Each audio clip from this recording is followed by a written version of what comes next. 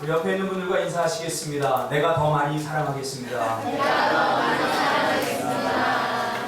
허깅도 한 번씩 해주세요. 사랑합니다. 축복합니다. 이제 뭔가 좀 정우수 집사님 집이 뭔가 좀 갖춰졌네요. 그렇죠? 기둥이 딱 들어오니까 이제 뭐 병나? 야 제주도 갔다 오니 얼굴이 환해졌습니다. 감사합니다. 우리 성도님들의 후원과 또 기도와 또 물신양을 도와주심으로 인해서 저희 제주선 연회 가운데 잘 마치고 돌아왔습니다. 아무튼 특별히 우리 어르신 성도님들에게 너무나 감사를 드립니다.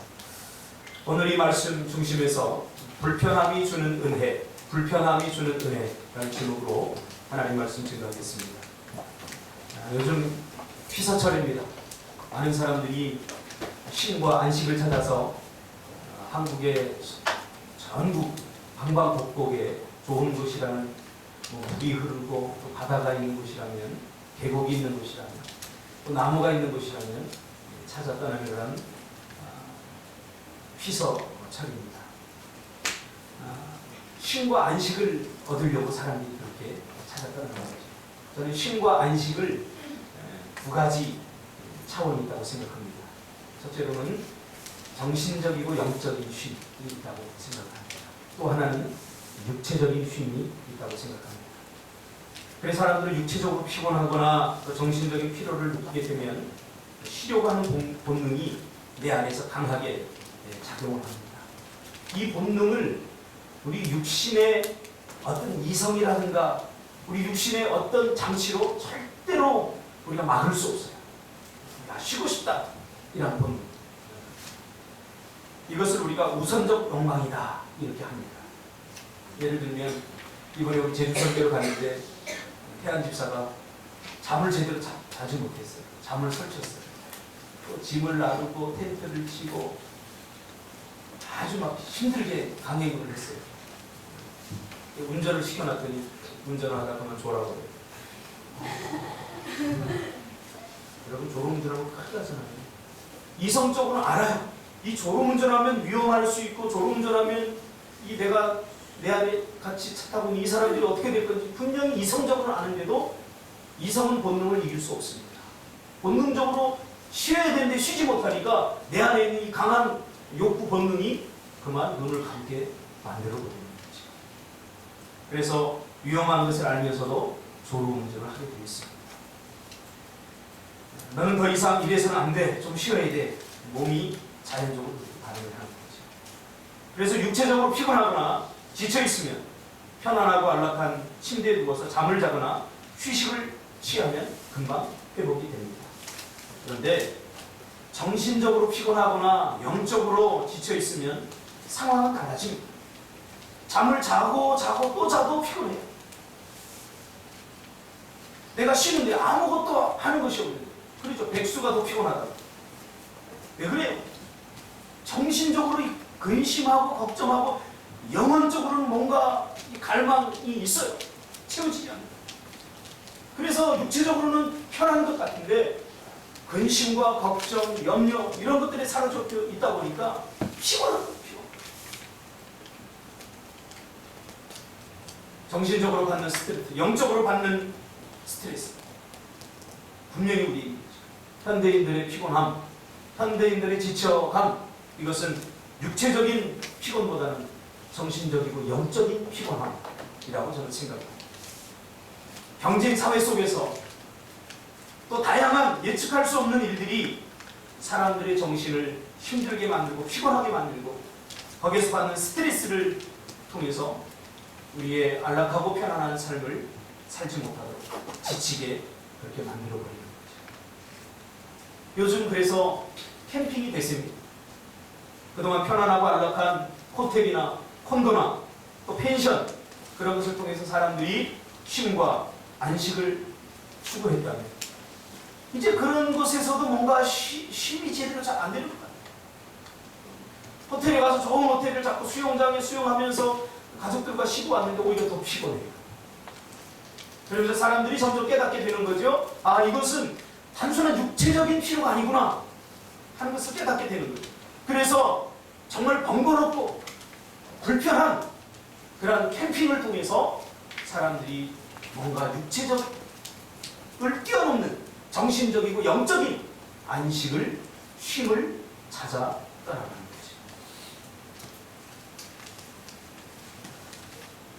오늘 본문은 우리가 잘 알듯이 아브라함이 75세 되던 해에 하나님께서 아브라함에게 너는 본토 친척 아비집을 떠나라 하고 명령하는 장면입니다.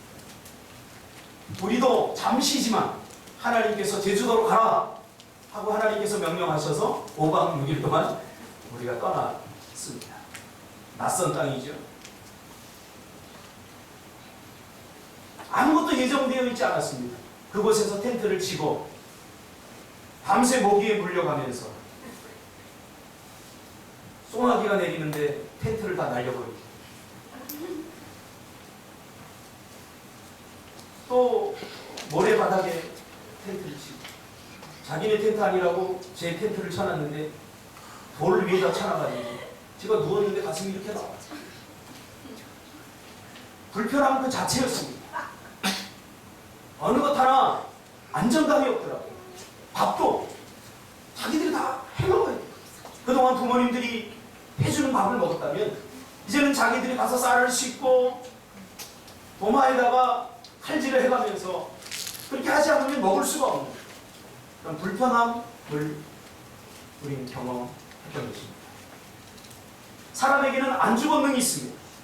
익숙한 것에서 안정을 찾고 이미 이루어 놓은 것에서 벗어나지 않으려고 하는 그런 강력한 본능이 우리 안에 다 있습니다.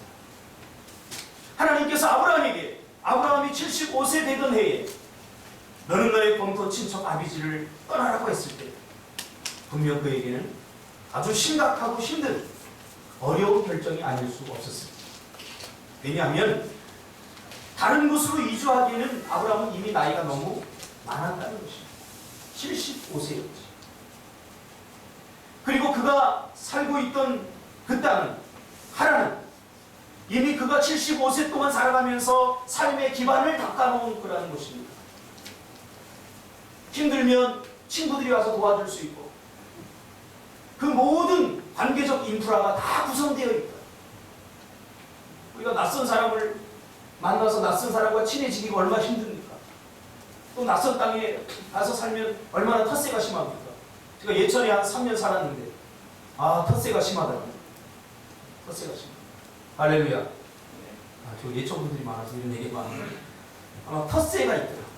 잘해준다고 하는데 그 안에 내면에 감춰진 그 텃세들. 새로운 사람들, 낯선 땅, 낯선 곳에 가서 정착한다는 것은 굉장히 힘들고 어려운 일입니다. 그리고 그에게는 이미 이루어 놓은 기업들이 있었습니다. 그런데 하나님께서 그 모든 것을 다 내려놓고 내가 네게 지시할 새로운 땅으로 가라 그렇게 말씀하셨는데 더 충격적인 것은 뭡니까? 정확하게 그 땅을 가르쳐주지 않아요. 오늘 본문은 결론적으로 그 땅이 가나안 땅이다 라고 말하지만 처음에 하나님께서 명령하실 때는 너 가나안으로 가라 그렇게 말하지 않았어요. 오늘 본문에 뭐라고 했어요? 내가 네게 지시할 땅으로 가라. 목적지가 정해져 있지 않은 그런 여행을 오늘 이 아브라함은 해야 되는 거죠. 새롭게 뭔가 시작하기에는 너무 많은 나이입니다. 지금까지 이루어놓은 모든 것을 다 내려놓기에는 너무나 많은 것들이 그에게는 있어요. 잃어버릴 것에 대한 두려움이 그를 엄습합니다.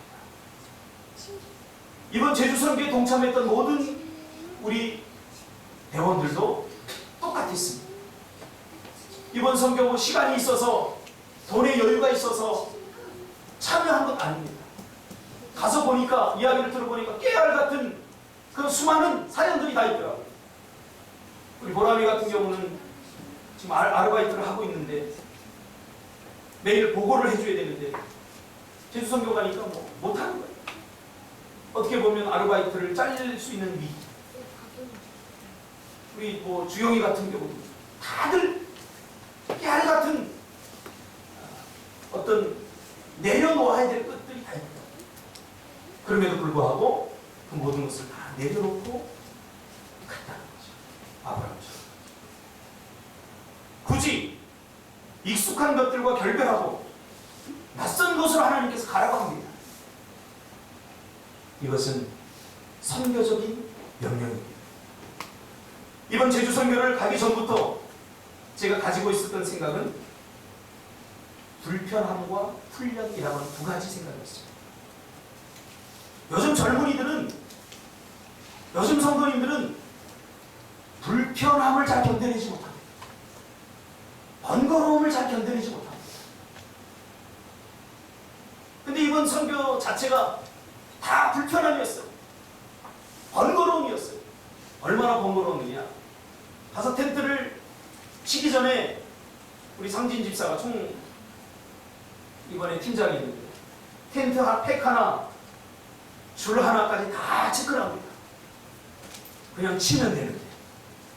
그리고 그 텐트를 거둘 때 또 일일이 하나씩 줄을 딱 서가지고 팩 몇 개야, 볼대 몇 개야, 다 일일이 체크를 합니다. 아마 제가 표정들을 보니까 딱 한 사람이 울그락불그락 하더라고요. 이 장렬하는 태양 아래서 왜 이렇게 굳이 해야 되냐? 번거로운 거지. 불편한 거지. 울퉁불퉁한 잠자리. 나 여기서 못 자겠다고 바꿔주면 안 되냐고. 모든 것이 불편함이었습니다. 일주일 동안 우리는 아브라함이 직면한 그런 문제에 직면하게 된 거죠.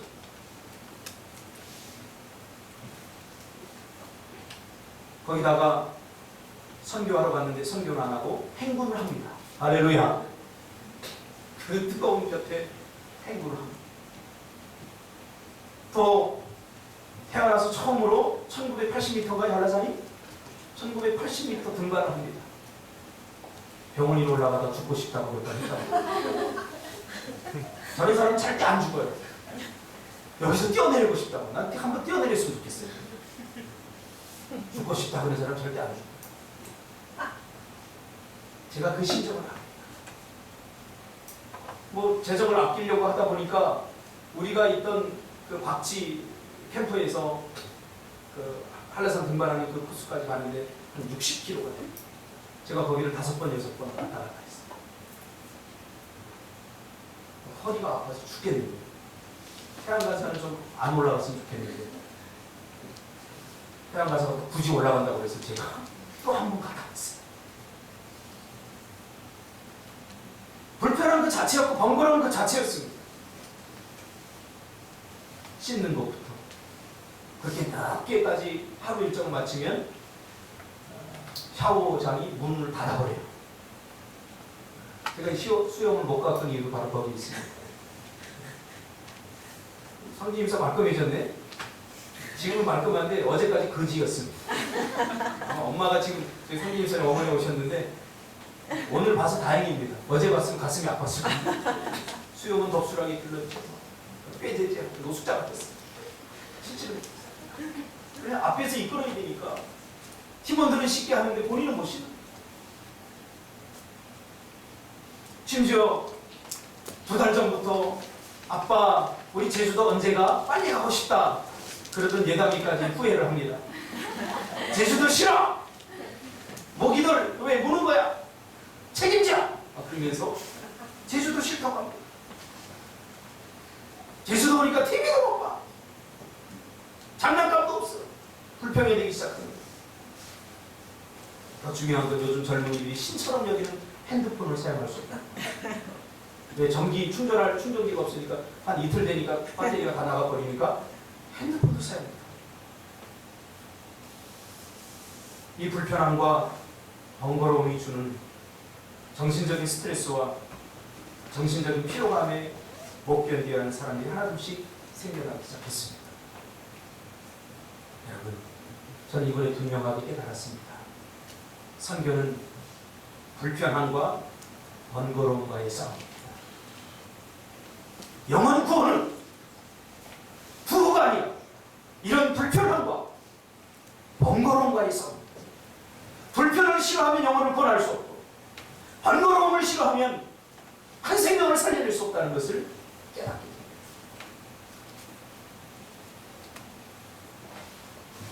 이번에 예린이 패밀리가 동참을 했는데 나는 정말 쟤네들이 좋아요. 나는 쟤네들이 입에서 불평이 나오고 원망이 나오고 이게 뭐야? 등반을 왜 하는 거야? 그러면서 막 불평과 원망이 쏟아질 것을 각오했어요. 근데 오히려 저 뒤에 수경이 좀 야리냐리하잖아요. 오징어 다리처럼 생겼잖아요. 야리냐리 바람 불면 날아갈 것 같은데 한라산 등반하는데 제일 앞장. 제가 제일 걱정했거든요. 왜냐하면 가기 전에 어머니에게 몇 번 전화가 왔었어요. 우리 수경이가 몸이 좀 안 좋은데 어떻게 좀 이렇게 좀 애매하게 해서 제가 그냥 모른 척 해버렸어요. 왜? 한번 경험했다. 그랬더니 얼마나 방찬지 우리 수경이가 한라산 등반할 때도 맨 앞장을 서가지고 막 올라갔다고 해요. 맞니 수경아?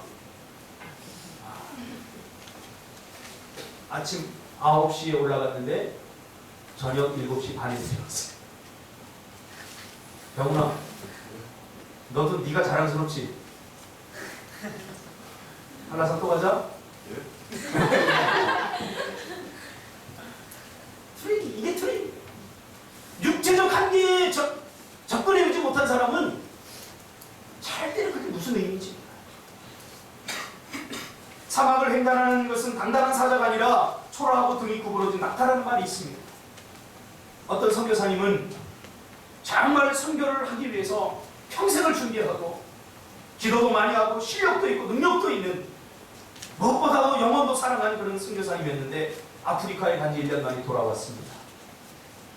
선교 실패한 거죠. 이유가 뭔지 아세요? 영혼을 사랑하지 않아서도 아닙니다. 기도하지 않아서도 아닙니다.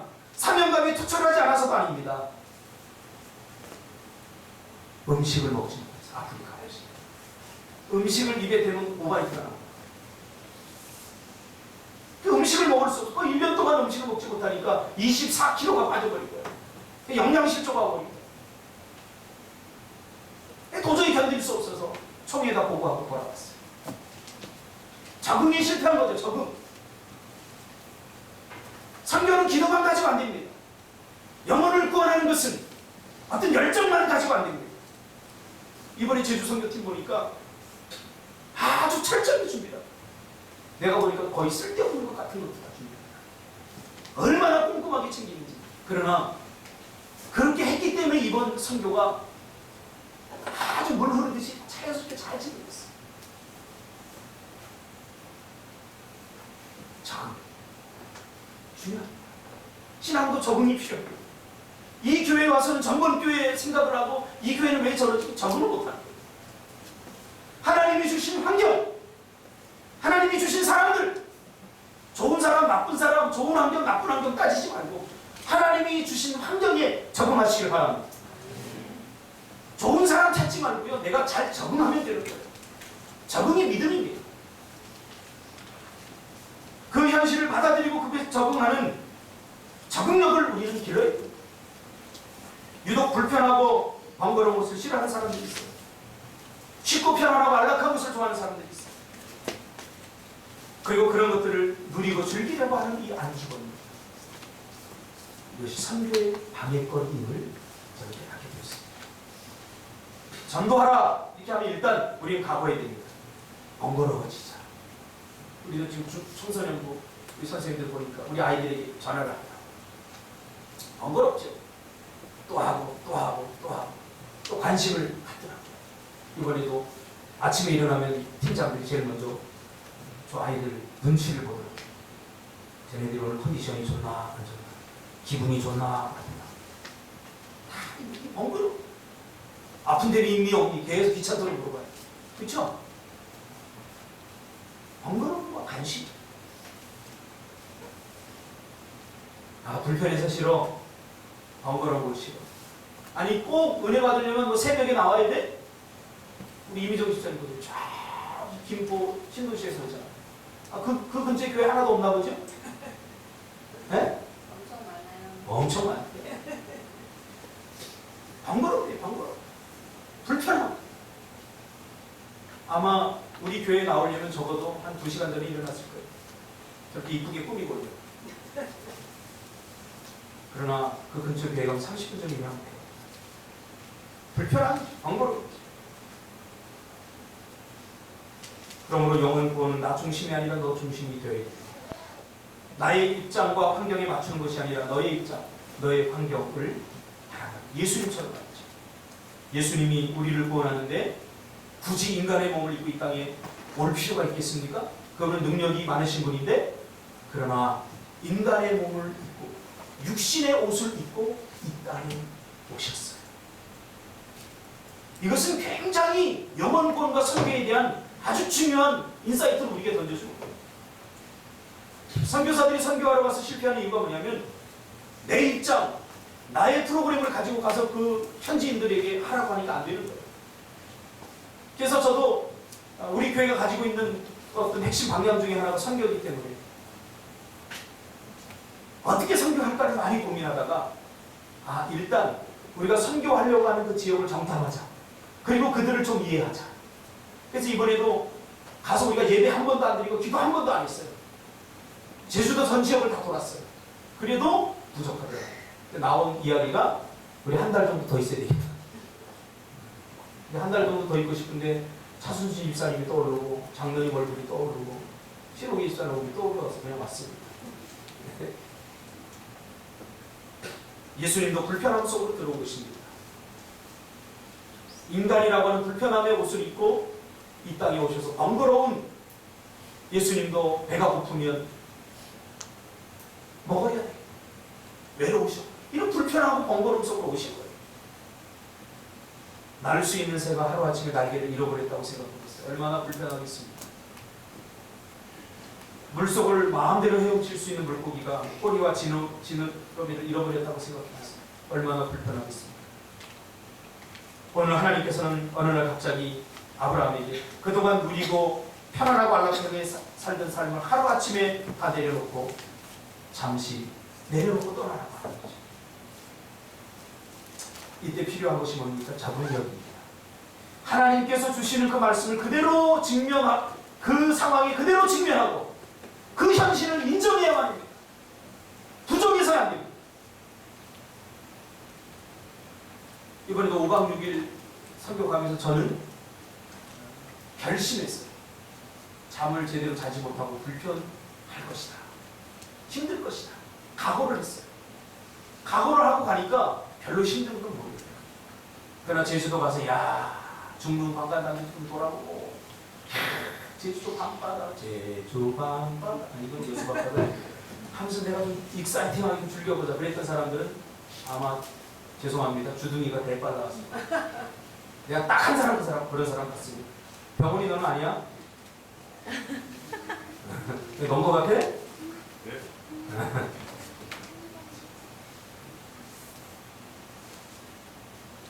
불편함에 적응하고 번거로움에 적응하는 것이 필요합니다.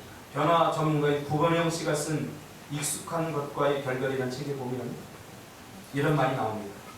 변화가 시작되는 것은 중역실이지만 그 변화의 숨통을 끊는 것도 중역실이다. 무슨 말이냐면 우리 회사가 변화되어야 된다. 우리 교회가 변화되어야 된다. 뭔가 우리 공동체가 변화되어야 된다. 그래서 변화를 시도하자. 그렇게 제안을 한 핵심 리더들이 정작 변화되어야 될 사람이 자신이라고 생각할 때 그 변화를 반대한다는 거죠. 재미있는 일화가 있어요. 어느 마을에 소방도로가 없는 거예요. 소방도로를 내야 되는데 불이 나면 큰일 나는 거죠. 그래서 한 사람이 우리 소방도로 내야 된다고 막 구청도 찾아다니고 막 이장도 찾아다니고 그러면 소방도로 내자고 그 마을 사람들이 다 서명을 받고 소방도로 냅시다. 소방도로를 내게 됐어요. 근데 소방도로 들어오는 입구에 자기의 땅이 있어요. 그 땅을 공시지가를 쳐서 내놔야 된다. 공시지가 치면 싸잖아요. 그러니까 이 땅을 우리 자손에게 주려고 남겨둔 땅인데 그리고 우리 소방도를 내자. 우리 마을을 좀 발전시키는 거다. 그렇게 주장했던 사람이 자기가 희생하고 헌신해야 된다니까. 우리 그만하자. 소방도로 나중에 때가 되면 되죠. 이렇게 됩니다. 변화의 마음도 자신에게 시작되지만 그 변화를 포기하는 것도 자신이라는 생각을 우리가 기억해야 됩니다. 사실 아브라함이 본토 친척 아비집을 떠나면 그 순간부터 텐트 생활이 시작되는 거죠. 언제 끝날지 몰라요. 텐트 생활이죠. 아브라함에게는 이미 지어진 집이 있었고 우물이 있었고 모든 것들이 다 갖춰져 있었어요. 그러나 텐트 생활이 시작되면 편안하고 안락한 모든 삶을 다 포기하는 거죠. 그때부터 불편함이 시작하고 번거로운 우물을 다시 파야 되고 또 이동해야 돼요. 여러분, 이스라엘 백성들이 광야 40년 가기 전에 이미 아브라함이 먼저 갔다는 사실 기억하십니까? 먼저 가나안을 갔어요. 갈 바를 알지 못하지만 하나님께서 가라고 하니까 그런 상황 속으로 뛰어드는 거죠. 하나님의 은혜는 이렇게 전혀 알 수 없고 예측할 수 없는 불편하고 번거로운 하나님의 명령에 순종할 때 얻을 수 있게 되는 거죠. 내가 예측함으로써 하나님과 거래하는 것은 은혜가 아닙니다. 이번에도 끝나고 나서 우리가 평가를 하는데 태한 집사가 그런 얘기를 하더라고요. 신앙생활은 하나님과 거래하는 게 아니다. 하나님을 조종하는 것은 안 된다. 내가 내 미래의 시나리오를 다 써놓고 하나님 이렇게 해주십시오 하는 게 아니라는 거죠. 그 반대죠. 하나님의 시나리오에 내가 순종해 나가는 거예요. 내가 더 머물고 싶지만 하나님이 가라 하면 가는 거죠. 나는 이곳에 가고 싶지만 하나님이 저곳으로 가라고 가는 거죠. 이것이 신앙입니다. 이것이 믿음입니다. 그것이 번거롭고 불편하더라도 그렇게 해야 되는 것이죠. 하나님은 모세를 그래서 광야로 보냈습니다. 요셉을 애국으로 보냈고요. 다니엘을 낯선 사자굴로 보냈습니다. 그러므로 여러분, 하나님이 주시는 불편함과 번거로움을 사랑하시길 바랍니다. 그런 현실을 부정하지 마시고 그런 현실을 즐기시기를 주님의 이름으로 축복합니다. 좋은 환경과 좋은 환경 상황을 구하지 말고 하나님이 주신 것, 그 상황이 어떤 상황이라고 할지라도 하나님이 나를 유익하게 하기 위해서 주신 상황이다. 그렇게 받아들이고 하나님의 도우심을 구할 때 하나님께서 2절, 3절에 아브라함을 축복하십니다. 내가 너로 큰 민족을 이루고 내게 복을 주어 내 이름을 창대하게 하리니 너는 복이 될지라. 3절에 너를 축복하는 자에게는 내가 복을 내리고 너를 저주하는 자에게는 내가 저주하리니 땅의 모든 족속이 너로 말미암아 복을 얻을 것이라 하십니다. 불편함과 번거로운 그것은 축복의 문을 여는 통로인 것입니다. 여러분, 불편함을 사랑하시기 바랍니다. 번거로움을 즐기시기를 주님의 이름으로 축복합니다. 기도하겠습니다.